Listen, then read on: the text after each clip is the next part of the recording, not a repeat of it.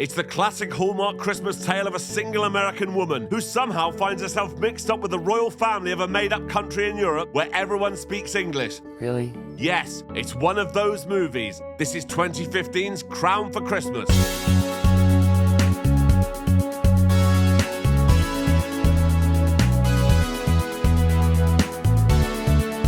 I'm Jay Harangue and I've wasted hours of my life watching terrible films. You should subscribe. This is Ali Evans and she's the main character. Hi. She's an artist, but for some reason she's unable to sell any of her paintings. That is so good.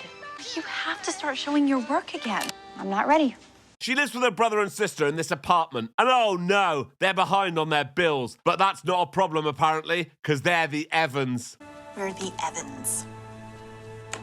Yeah! Ali and her sister, whose name is irrelevant, work as maids in this hotel. And today, they're cleaning the VIP floor. Staying in the presidential suite is Max. This guy Fergus comes in and he's like, "There's trouble at home, sir. Another governess has resigned, so I'm going to need to hire a new one." And Max is like, "Another one?" And he's like, "Yup." When Max leaves the room... I'm so sorry.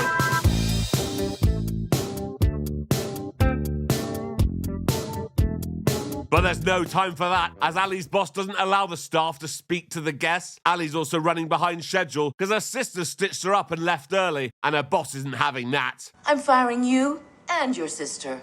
Here.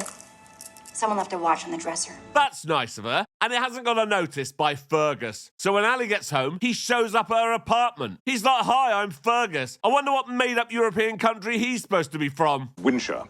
We're a sovereign nation near Luxembourg. And yes, everyone there speaks English. How convenient. He's like, "My employer told me to give you $5,000 for returning his watch." And she's like, "No, I can't accept it." Why? No idea, but she can't accept it. She invites Fergus to stay for dinner and starts telling him about how poor they are. He's like, "Right, well, if you won't accept the $5,000, how about you work for it?" She's like, "What did you have in mind?"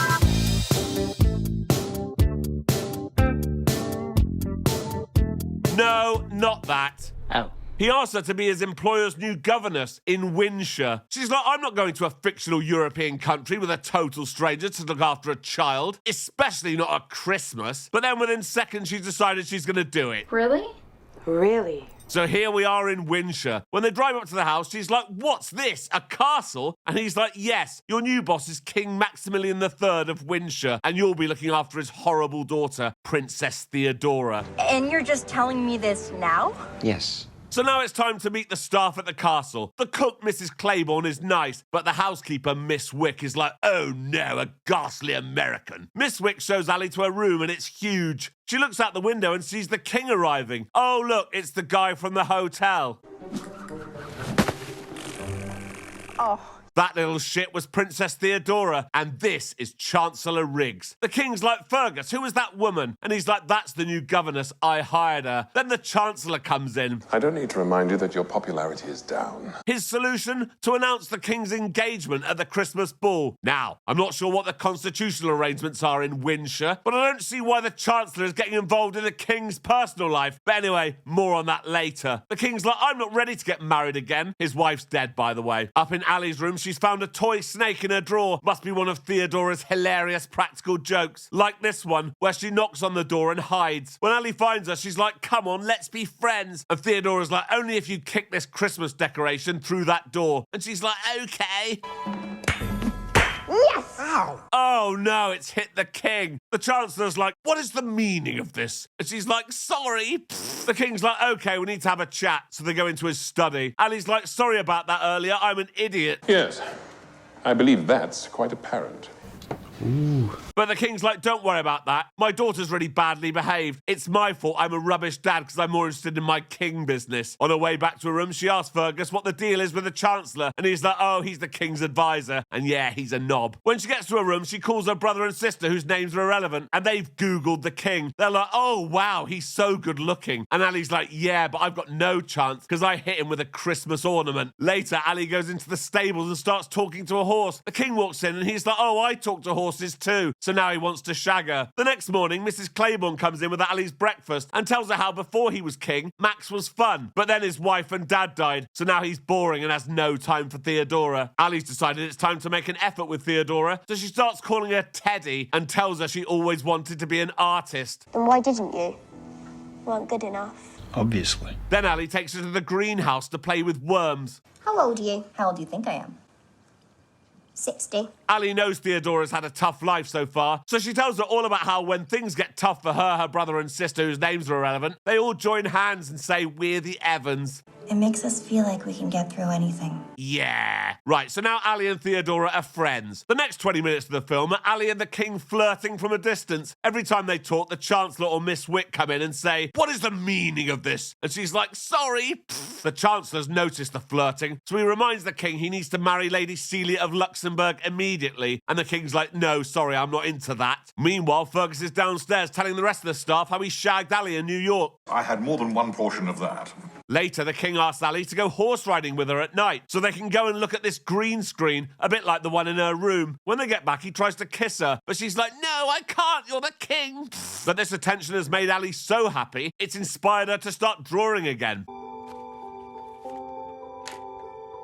The Chancellor has seen all this and he tells Miss Wick to get Lady Celia to come early. So from now on, I'll be calling him Chancellor Cockblock. The next day in the kitchen, Theodora comes in and she's like, "I saw you riding with Father last night." Next time, don't hold on to the saddle horn. And she's like, "Yeah, that wasn't the saddle horn." Oh, God, here comes Lady Celia. Ugh. Over dinner, Lady Celia and Chancellor Cockblock start planning the wedding, and Theodora is livid because Lady Celia's not her real mummy. So she runs away like this. Then Ali chases her like this. When Ali's looking for her in the greenhouse, the King comes in and Theodora locks them in from the outside. The King's like, "Sorry, I didn't tell you I was supposed to be getting married." And she's like, "It's fine." Later, Lady Celia comes into Ali's room to ask why Theodora hates her. And she's like, "I don't know." The next morning, it's snowing and Ali and Theodora make snow angels and build a snowman. Yeah! Inside, the King and Lady Celia are wondering where Theodora is. So Fergus and the maid go to look for them. And what's this? They're having a snowball fight.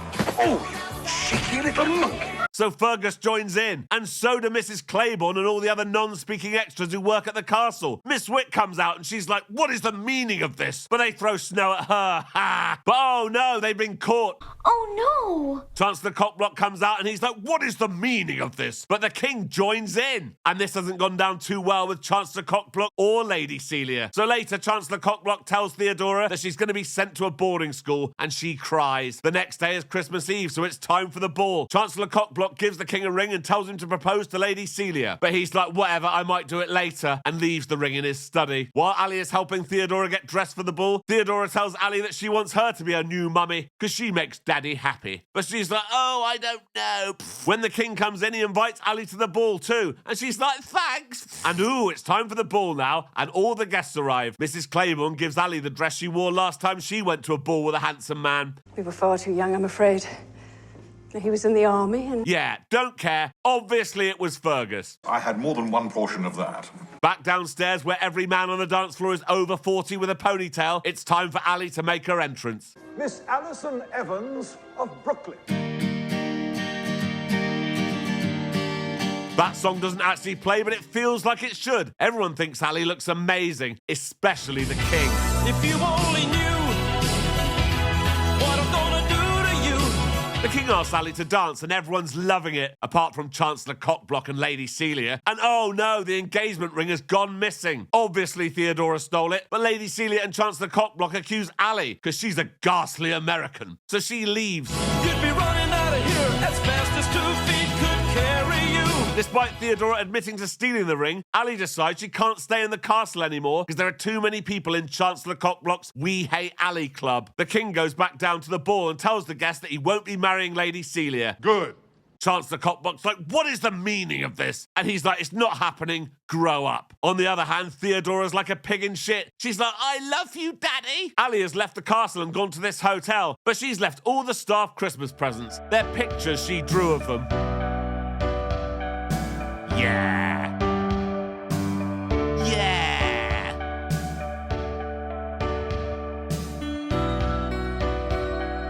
Yeah.